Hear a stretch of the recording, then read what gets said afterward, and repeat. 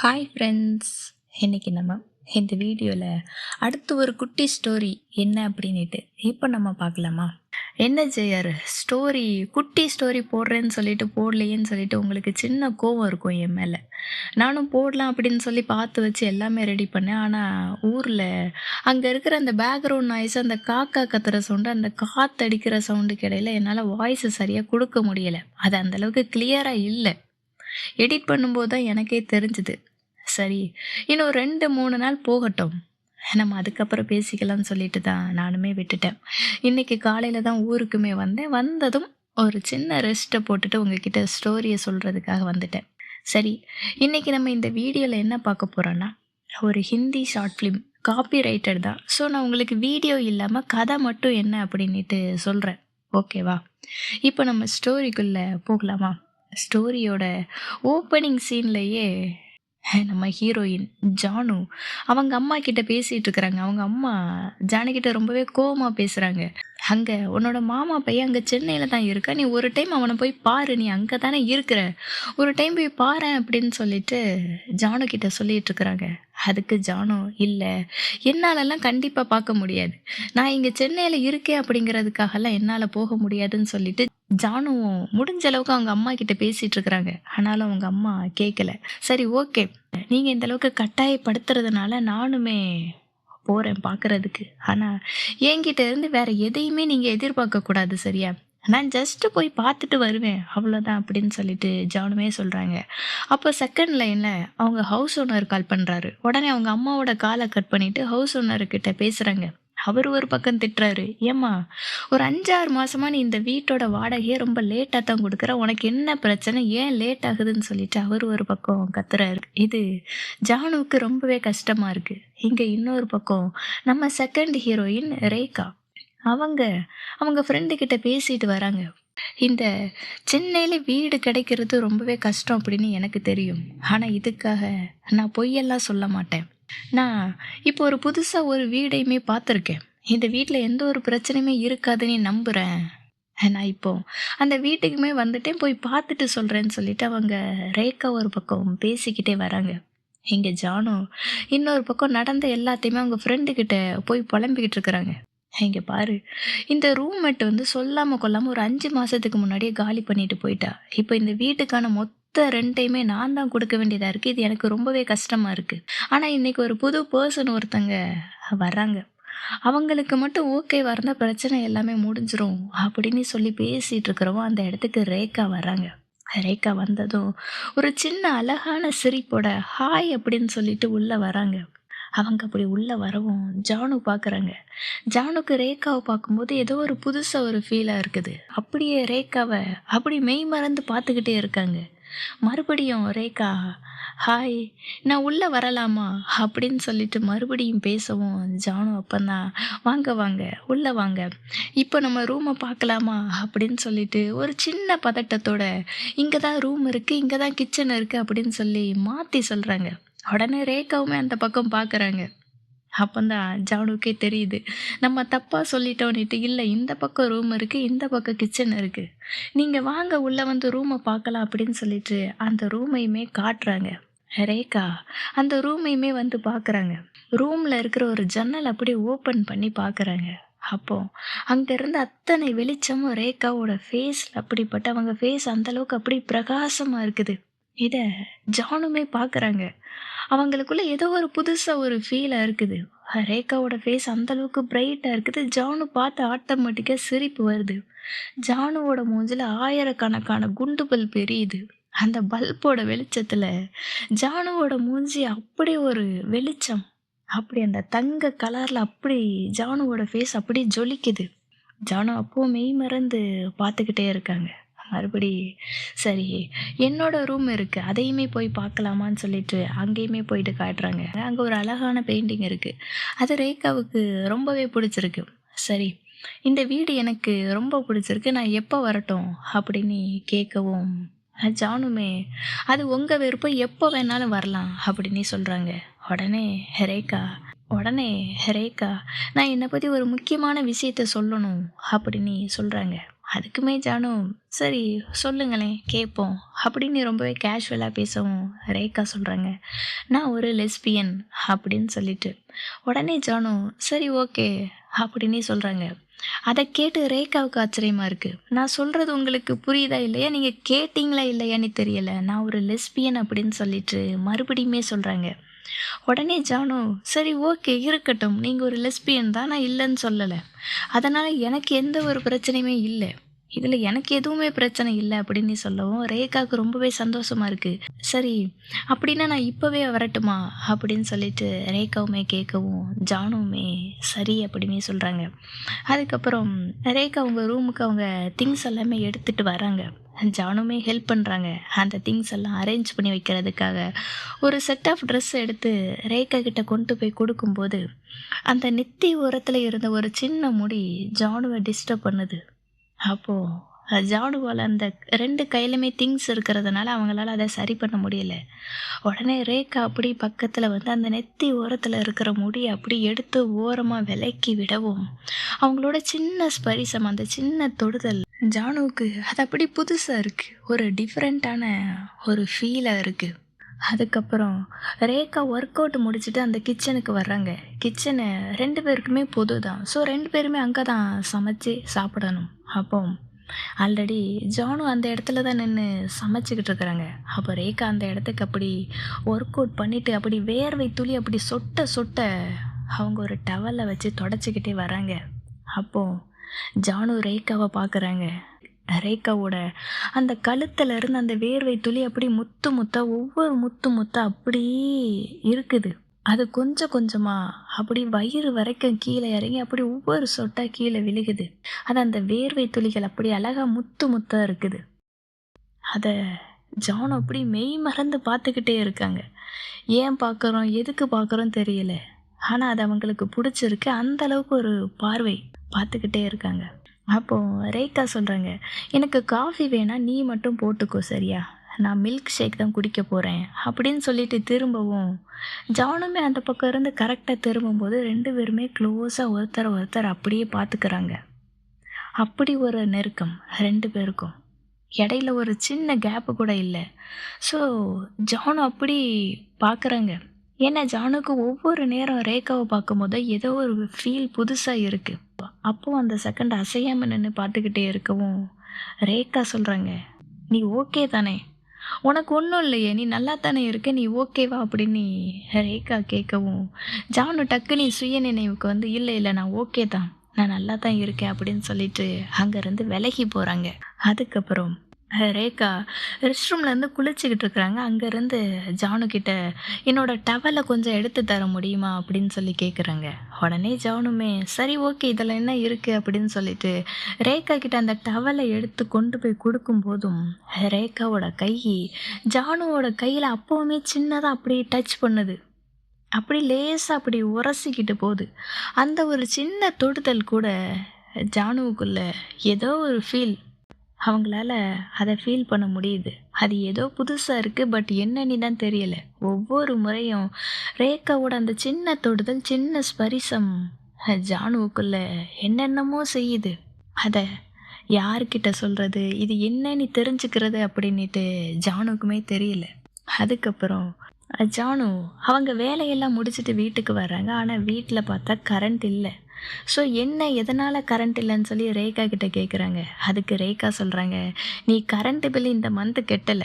நான் வாட்ச்மேன் கிட்ட கேட்டேன். கரண்ட் பில் கட்டல அதனால பவர் இல்ல" அப்படின்னு சொல்றாங்க. உடனே ஜானு, ஏன்னா சாரி நான் மறந்துட்டேன்" அப்படின்னு சொல்லவும், ரேகா, "இல்ல பரவாயில்ல இந்த மந்த் நானே பே பண்ணிடுறேன்" அப்படின்னு சொல்றாங்க. இன்னைக்கு இப்படி கரண்ட் இல்லாம இந்த இருட்டுல தான் இருக்கணும். ஸோ இன்னைக்கு நம்ம ஒரு சின்ன கேண்டில் லைட் டின்னர் செலிப்ரேட் பண்ணலாம் அப்படின்னு சொல்லிட்டு 2 பேருமே இருந்து பேசிட்டு இருக்கிறாங்க. அப்பதான் ரேகா தன்னோட பாஸ்ட் லைஃப்ல என்ன நடந்துச்சு அப்படிங்கிறத பத்தி சொல்றாங்க. "நான் ரஷ்யால ஒரு சின்ன கிராமத்துல வளர்ந்த பொண்ணு. எனக்கு நடிக்கிறதுன்னா ரொம்ப பிடிக்கும். நான் ஸ்கூல் டேஸ்ல இருந்தே நிறைய ட்ராமாஸ்ல நடிச்சிருக்கேன். எனக்கு அதில தான் ஒரு இன்ட்ரெஸ்ட் இருந்துச்சு. ஸோ நடிக்கிறதுக்கு எங்க ஸ்கோப் இருக்கு அப்படின்னு தேடி பார்க்கும்போது, இங்க தமிழ்நாட்டுல தான் சினிமாவுக்கு ஒரு நல்ல ஒரு வரவேற்பு இருக்கு அப்படின்னு சொல்லி கேள்விப்பட்டேன். ஸோ உடனே நானுமே இங்கே ஒரு நல்ல ஒரு ஏஜெண்ட்டை பார்த்து இங்கே சென்னைக்குமே வந்தேன். ஆனால் இங்கே வந்ததுக்கு அப்புறம் தான் தெரியுது அது எல்லாமே ஸ்கேமு. என்னோடய பாஸ்போர்ட் எல்லாத்தையுமே வாங்கி என்னை ஏமாற்றி விட்டுட்டாங்க. இப்போ என்னோட ஊருக்கு என்னால் திரும்பி போக முடியல.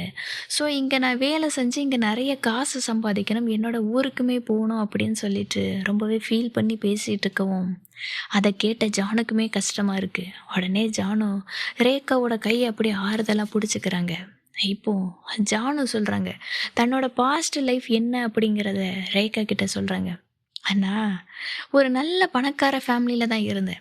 என்னோட ஃபேமிலியில் நானும் என் அண்ணனும் மட்டும்தான். ஆனால் என் குடும்பத்தில் பொண்ணை ஒரு விதமாகவும் பையனை இன்னொரு விதமாகவும் நடத்துனாங்க.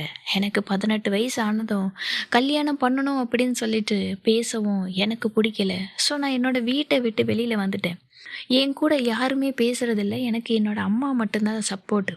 அவங்க மட்டும்தான் என் கூட பேசுவாங்க. என் அண்ணனும் என் அப்பாவும் என் கூட பேசுகிறதே இல்லை. நான் என் அப்பாவுக்கு ப்ரூஃப் பண்ணுவேன். அவங்கள விட நான் நிறைய காசு சம்பாதிச்சு ஒரு பையனை விட ஒரு பொண்ணு எந்த அளவுலையும் குறைஞ்சவ இல்லை அப்படின்னு சொல்லிட்டு நான் ப்ரூவ் பண்ணுவேன்னு ஜானுமே பேசுகிறாங்க. உடனே ரேகாவும் ஜானுவோட கையை அப்படி ஆறுதலாக பிடிச்சிக்கிட்டு 2 பேரும் ஒருத்தருக்கு ஒருத்தர் சப்போர்ட்டிவாக இருக்காங்க. சரி, ஓகே, நம்ம இன்னையிலேருந்து புதுசாக ஒரு லைஃப்பை ஸ்டார்ட் பண்ணலாம். சரியா, இப்போ நம்மகிட்ட ட்ரிங்க்ஸு தான் இல்லை, நம்ம இந்த ஜூஸை குடித்து செலிப்ரேட் பண்ணலான்னு சொல்லிட்டு 2 பேருமே அந்த ஜூஸை குடிக்கிறாங்க. அதை குடித்து முடிச்சுட்டு 2 பேருமே போயிட்டு தூங்குறாங்க. ரேகா பெட்ஷீட் இல்லாமல் அந்த பெட்ஷீட்டு கலைஞ்சபடி கிடக்கு. அப்படியே தூங்கிட்டு இருக்கிறாங்க. உடனே ஜானு பார்த்துட்டு அந்த பெட்ஷீட்டையுமே அப்படியே மெதுவாக போர்த்தி விடுறாங்க. போர்த்தி விட்டுட்டு ரேகாவை பார்க்குறங்க. அப்போவும் அவங்களுக்குள்ள ஏதோ ஒரு புதுசாக ஒரு ஃபீல். ஸோ அப்படியே பக்கத்தில் வந்து ரேகாவை அப்படியே கிஸ் பண்ணுறதுக்காக ரொம்பவே க்ளோஸாக நெருக்கமாக அப்படியே பக்கத்தில் வராங்க. வரவும் தான் நம்ம இங்கே என்ன பண்ணிகிட்ருக்கோம், எதுக்காக வந்தோம், நமக்கு என்ன ஆச்சு அப்படின்னு சொல்லிட்டு வேக வேகமாக அந்த ரூமை விட்டு வெளியில் போகிறாங்க. வெளியில் வந்ததும் அவங்களோட ஃப்ரெண்டு சாமு, அவர் ஒரு கே, அவனுக்கு கால் பண்ணுறாங்க. சாம், நீ தூங்கிட்டியா என்ன? நான் இப்போ உன்கிட்ட கொஞ்சம் எமர்ஜென்சியாக பேசணும். இந்த டைமு ரொம்பவே நேரம் ஆயிருச்சுன்னு தெரியும், ஆனால் நான் உங்ககிட்ட இப்போ முக்கியமான ஒரு விஷயம் பேசணும், பேசலாமா அப்படின்னு சொல்லிட்டு சாம் கிட்ட கேட்குறாங்க. ரொம்பவே பதட்டமாக பேசிகிட்டு இருக்கிறாங்க. உடனே சாமுமே சொல்கிறாங்க, நீ ஓகேவா, என்னாச்சு உனக்கு, கொஞ்சம் பொறுமையாயிரு, அமைதியாயிரு, என்ன நீ சொல்லு நீ. சாமுமே கேட்கவும் ஜானு எல்லாத்தையுமே சொல்கிறாங்க. ரேகாவை ஒவ்வொரு டைமும் பார்த்தது அவங்களுக்குள்ளே இருந்த ஒவ்வொரு ஃபீல், ஏன் அப்படி பார்க்குறாங்க, அது எல்லாத்தையுமே சாம் கிட்ட சொல்கிறாங்க. எனக்கு தெரியலை, நான் ஏன் இப்படி இருக்கேன்னு எனக்கு தெரியலை. இந்த ஃபீல் எனக்கு ரொம்பவே புதுசாக இருக்குது.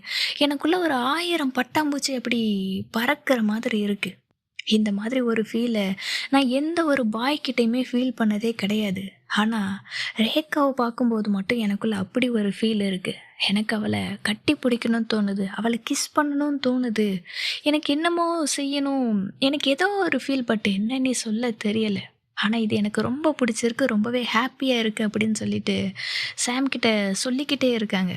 உடனே சாம் சொல்கிறாங்க, சரி சரி, உனக்கு ஒரு கேலை தான் பிடிச்சிருக்கு அப்படின்னு சொல்லவும் உடனே ஜானு இல்லை இல்லை அப்படின்னு சொல்கிறாங்க. ஒருவேளை நீ பைசெக்ஷுவல் இல்லைன்னா லெஸ்பியனாக கூட இருக்கலாம் அப்படின்னு சொல்லவும் ஜானுவால் அதை ஏற்றுக்க முடியலை. நீ என்ன இந்த மாதிரி பேசிகிட்டு இருக்க, நீ முதல்ல வாயை மூடு அப்படின்னு சொல்லி சாம் கிட்ட சொல்கிறாங்க. உடனே சாம், இதுக்கு நான் ஒரு சொல்யூஷன் சொல்கிறேன், சரியா?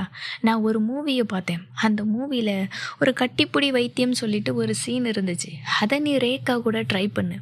நீ அவளை கட்டி பிடிக்கும்போது உனக்குள்ளே ஏதாச்சும் ஒரு ஃபீல் இருந்ததுன்னா நம்ம அதை வச்சு கன்ஃபார்ம் பண்ணிக்கலாம் அப்படின்னு சொல்லிட்டு சாமு ஜானுவுக்கு ஒரு ஐடியாவுமே கொடுக்குறாங்க. அதை கேட்டதுமே ஜானு, சரி நான் இப்போவே இதை ஒர்க் அவுட் பண்ணி பார்க்குறேன் அப்படின்னு சொல்லிட்டு ரேகாவை பார்க்குறதுக்காக போகிறாங்க. ரேகாவை பார்த்ததும் நான் உன்னை கட்டி பிடிச்சிக்கலாமா அப்படின்னு சொல்லி கேட்குறாங்க. உடனே ரேகாவும் சரி ஓகே வா அப்படின்னு சொல்லிட்டு எழுந்து நிற்கவும் ஜானுவுக்கு அதையுமே நம்ப முடியலை. நம்ம கட்டி பிடிச்சிக்கவான்னு கேட்குறோம், இவன் என்ன எல்லாத்துக்குமே ரெடின்னு சொல்லிட்டு தலையாட்டுறாளே அப்படின்ட்டு ஜானு மறுபடியும் சொல்கிறாங்க, நான் உன்னை கட்டி பிடிச்சிக்கவான்னு கேட்டேன், உனக்கு ஓகேவா என்ன, உண்மையாக சொல்லு, உனக்கு ஓகேவா, உனக்கு எந்த பிரச்சனையுமே இல்லையே அப்படின்னு கேட்கவும் ரேகா எனக்கு எதுவுமே இல்லை அப்படின்னு சொல்கிறாங்க. உடனே ஜானு ரேகாவை அப்படி கட்டி பிடிக்கிறதுக்காக பக்கத்தில் போகிறாங்க. ஆனால் அவங்களுக்கு ஏதோ ஒரு விதத்தில் நம்ம தப்பு பண்ணுறோமோ அப்படின்னு தோணவும், இல்லை வேணாம் சாரி என்னை மன்னிச்சிரு அப்படின்னு சொல்லிட்டு அங்கேருந்து திரும்பி போகவும், ரேகா ஜானுவோட கையை பிடிச்சி இழுத்து ஜானு அப்படியே ஹக் பண்ணிக்கிறாங்க. ஜானு அப்படியே கட்டி பிடிக்கிறாங்க. ஜானுவும் பதிலுக்கு அப்படியே ரேகாவை கட்டி பிடிக்கிறாங்க.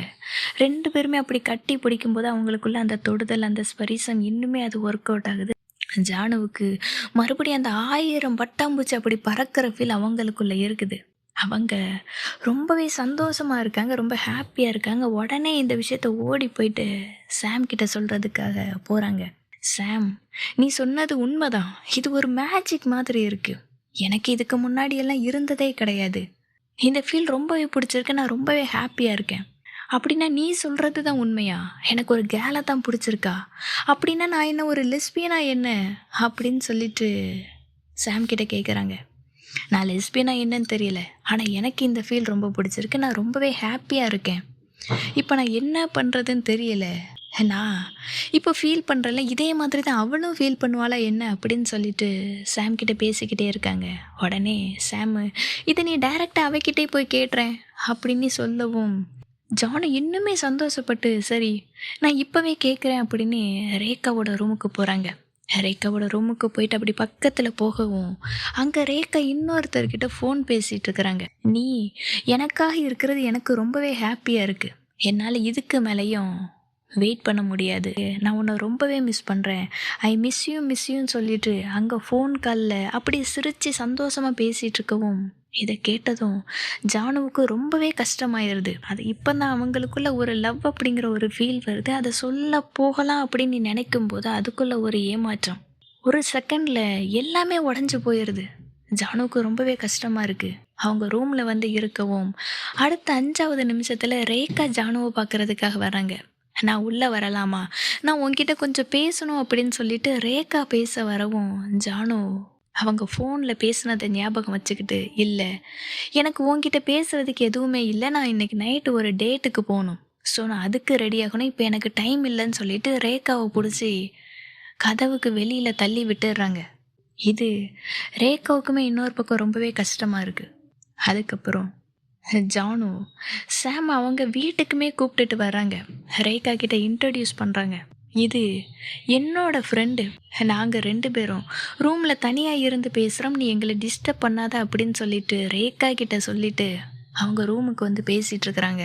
சாமுக்கு ஜானு நடந்துக்கிறது வித்தியாசமாக இருக்குது. உடனே ஜானு கிட்ட கேட்குறாங்க, ஆமாம் உனக்கு என்ன ஆச்சு, நீ எதுக்காக இந்த மாதிரி நடந்துக்கிற அப்படின்னு சொல்லவும், ஜானு பயங்கர கோவப்பட்டு, நீயும் உன்னோட கட்டிப்புடி வைத்தியமும், அது என்ன சொன்ன, ஒருத்தரை 30 செகண்ட் கட்டுப்பிடிச்சா நமக்குள்ள அந்த ஃபீலிங் இருக்கும் அப்படின்னு சொன்னல, அது எதுவுமே உண்மை கிடையாது. அது ஒரு ஜஸ்ட் ஹார்மோன் ரிலாக்ஸாக இருக்கும், ரிலீவாக இருக்கும், அது மட்டும்தான். மற்றபடி வேற எதுவுமே கிடையாது. இப்போ நான் உன்னை கட்டி பிடிச்சா கூட அந்த மாதிரி தான் இருக்கும். அப்படின்னா நீ என்ன ஸ்ட்ரெயிட்டாக என்ன, இல்லை இல்லை நீ ஒரு கே தானே. உன்னோட இந்த சில்லறத்தனமான அட்வைஸ் எல்லாம் நான் கேட்க மாட்டேன். நான் ஒரு லெஸ்பியன் எல்லாம் இல்லை, எனக்கு பாயையுமே பிடிக்கும் தெரியுதா, நீ என்னை கன்ஃபியூஸ் பண்ணாத அப்படின்னு சொல்லிட்டு ஜானுமே பயங்கர கோபத்தில் பேசுகிறாங்க. உடனே சாம் சொல்கிறாங்க, சரி ஓகே நீ சொல்கிறது எல்லாமே சரிதான், நீ ஒரு லெஸ்பியன் இல்லை தான், உனக்கு பாயை கூட பிடிக்கலாம், ஆனால் உனக்குள்ளே இந்த மாதிரி ஒரு ஃபீல் எப்படி வந்துச்சு, உனக்கு புரியுதா இல்லையா. ஆரம்பத்தில் நானும் இந்த மாதிரி தான் இருந்தேன், எனக்குமே இந்த ஃபீல் ரொம்பவே வித்தியாசமாக இருந்துச்சு, புதுசாக இருந்துச்சு. நான் ஒரு கே அப்படிங்கிறத நான் ஏற்றுக்கிட்டேன். அப்போ எனக்குனே சப்போர்ட்டுக்கு யாருமே இல்லை, என்னோட அம்மா மட்டும்தான் எனக்கு சப்போர்ட்டிவாக இருந்தாங்க. என்னோட அந்த கட்டிப்பிடி வைத்தியம் பொய்யா இருந்துச்சுன்னா பரவாயில்ல, ஆனால் எதுக்காக உனக்கு ரேகாவை பார்க்கும்போது மட்டும் உனக்குள்ளே அந்த 1000 பட்டாம்பூச்சி பறக்கிற ஒரு ஃபீல் இருக்குது, அது பொய்யா என்ன, அது உண்மையா இல்லைன்னா பொய்யா. நீ ஒரு லெஸ்பியன் தான், ஆனால் நீ எதுக்காக ரேகாவை அவாய்ட் பண்ணுற அப்படிங்கிறது தான் எனக்கு தெரியலை. ஒருவேளை நீ பொறாமப்படுறிய என்ன, உனக்கு ஜலஸாக ஃபீல் ஆகுதா. சாதாரணமாக இந்த மிஸ் யூ அப்படிங்கிற வேர்டை யார் யாருக்கு வேணாலும் சொல்லலாம், அது கேஷுவல் தான். ஏன் நான் கூட உனக்கு சொல்லலாம் ஐ மிஸ் யூ அப்படின்னு சொல்லிட்டு. இதை ஒரு பெரிய விஷயமா நினச்சி நீ எதுக்காக அவளை அவாய்ட் பண்ணுற, உனக்கு புரியுதா இல்லையா, இது ஒரு நார்மல் வேர்டு தான் அப்படின்னு சொல்லிட்டு சாமுமே ஜானு கிட்ட புரிய வைக்கிறாங்க. அப்பந்தான் ஜானுக்குமே புரியுது, ஆமாம்ல மிஸ் யூ அப்படிங்கிறது சாதாரணமான வேர்டு தான். அதை யாருக்கு வேணாலும் சொல்லலாம் தானே! உனக்குள்ள என்ன இருக்கு? நீ என்ன ஃபீல் பண்ற? அப்படிங்கிறத ஃபர்ஸ்ட்டு நீங்க 2 பேரும் பேசுங்க. அதுக்கப்புறம் என்ன நடக்குன்னு பார்த்துக்கலான்னு சொல்லிட்டு, சாமுமே அங்கருந்து கிளம்புறாங்க. உடனே ஜானு கேட்குறாங்க, "இவன் கே அப்படிங்கிறது உனக்கு முன்னாடியே தெரியுமா?" அப்படின்னு சொல்லவும், "ஆமா, எனக்கு தெரியும்" அப்படின்னு சொல்றாங்க. "அப்படின்னா, நான் ஒரு லெஸ்பியன் அப்படிங்கிறது உனக்கு தெரியுமா?" அப்படின்னு கேட்கவும், அதுக்குமே ரேகா, "ஆமா, அதுவுமே எனக்கு தெரியும்ன்னு" சொல்லவும், ஜானுக்கு அதிர்ச்சியா இருக்கு. "அப்படின்னா நான் ஒரு லெஸ்பியன் அப்படிங்கிறது எனக்கு மட்டும் தான் தெரியலையா என்ன? நான் மட்டும் தான் எதுவுமே தெரியாம இருந்திருக்கிறேனா?" அப்படின்னு சொல்லிட்டு ரேகா கிட்ட சொல்லவும், ரேகாவுமே சிரிக்கிறாங்க. உடனே ரேகா, "நீ எதுவுமே கன்ஃப்யூஸ் பண்ணிக்காத. இந்த ஃபீல் என்ன அப்படிங்கிறத நீ எதையுமே குழப்பிக்காத சரியா? உனக்கு புரியுதா என்ன?" அப்படின்னு சொல்லி ரேகா சொல்லவும், ஜானுமே, "சரின்னு சொல்லிட்டு உன்னோட லைஃப்ல இன்னொரு பெர்சன் இருக்காங்க அப்படின்னு எனக்கு தெரியும். எனக்குமே புரியுது. ஓகே தான், நான் புரிஞ்சுப்பேன் தான்" அப்படின்னு சொல்லவும், ரேகா ஒரு செகண்ட் யோசிச்சுட்டு கேட்குறாங்க, "அன்னைக்கு நான் என்னோட ஃப்ரெண்டு கிட்ட பேசினத நீ எதுவும் கேட்டியா என்ன?" அப்படின்னு சொல்லவும் தான் தெரியுது. ஜானுமே சொல்கிறாங்க, "ஆமா" அப்படின்னு சொல்லவும், "நான் அன்னைக்கு என்ன பேசினேன் அப்படிங்கிறத நீ ஃபுல்லாகவே கேட்கல. நீ பாதி கேட்டுட்டு தான் இந்த மாதிரி ரியாக்ட் பண்ணிக்கிட்டு இருக்க. நான் அன்னைக்கு என்னோட ஃப்ரெண்டு கிட்ட பேசிகிட்டு இருந்தேன்" அப்படின்னு சொல்லிட்டு நடந்ததை சொல்கிறாங்க. ஆக்சுவலி ஜானுக்கு என்ன ஃபீல் ஆச்சோ அதே ஃபீல் ரேகாவுக்குமே ஆகியிருக்கும். ரேகாவுமே தன்னோட ஃப்ரெண்டு பிரியா கிட்ட போயிட்டு சொல்லியிருப்பாங்க, "இந்த சென்னையில எனக்கு இந்த மாதிரி ஒரு லவ், இந்த மாதிரி ஒரு லைஃப் கிடைக்கும் அப்படின்னு நான் நினச்சி கூட பார்க்கல. இது எனக்கு ரொம்ப பிடிச்சிருக்கு. நான் ரொம்பவே ஹாப்பியாக இருக்கேன். இதை நான் உன்கிட்ட சீக்கிரமே சொல்லணும். அதுக்காகத்தான் நான் உனக்காக வெயிட் பண்ணுறேன்" அப்படின்னு சொல்லிட்டு ரேகாவுமே சொல்லியிருப்பாங்க. அந்த விஷயம் என்ன அப்படின்னு ஜானுக்கு தெரிஞ்சதும் ஜானுக்குமே ரொம்ப சந்தோஷமா இருக்கு. உடனே அவங்களோட லவ்வை ரேகா கிட்ட சொல்கிறாங்க. ரேகாவுமே தன்னோட லவ்வை ஜானு கிட்ட சொல்கிறாங்க. 2 பேருமே அப்படி அந்த இடத்துலயே ஹக் பண்ணிக்கிறாங்க. இதோட இந்த ஷார்ட் ஃபிலிமே முடியுது. தன்னோட ஃபீல் என்ன, நமக்கு என்ன மாதிரியான ஒரு ஃபீல் இருக்குது அப்படிங்கிறத நம்ம பயப்படக்கூடாது. நம்ம அதை ஏற்றுக்கணும் அப்படின்னு சொல்லிட்டு இந்த ஷார்ட் ஃபிலிமில் அழகாக சொல்லியிருக்காங்க. இந்த ஷார்ட் ஃபிலிமோட ஒரிஜினல் வீடியோவை நீங்கள் பார்க்கணுன்னா லெஸ்பியன் ஃப்ளாட்மேட் அப்படின்னு சொல்லிட்டு யூடியூப்பில் சர்ச் பண்ணுங்கள். யூடியூப்பில் இருக்கும். வீடியோ என்னால் போட முடியாது. ஸோ ஸ்டோரியை மட்டும் நான் சொன்னேன். ஓகேவா? இதே மாதிரி இன்னும் நிறைய மூவிஸ் ஏதாச்சும் இருக்கா? நமக்கு சீரீஸை கண்டினியூ பண்ண முடியாது. ஸோ மூவிஸ் அந்த மாதிரி நம்ம ட்ரை பண்ணலாம். ஓகேவா? உங்களுக்கு தெரிஞ்ச மூவிஸு, பிடிச்ச மூவி எதுவாச்சும் இருந்தாலும் கீழே கமெண்ட் பண்ணுங்கள். நம்ம நெக்ஸ்ட்டு அந்த ஸ்டோரியை பார்க்கலாம். ஓகேவா? இப்போ நான் கிளம்புறேன். Thank you.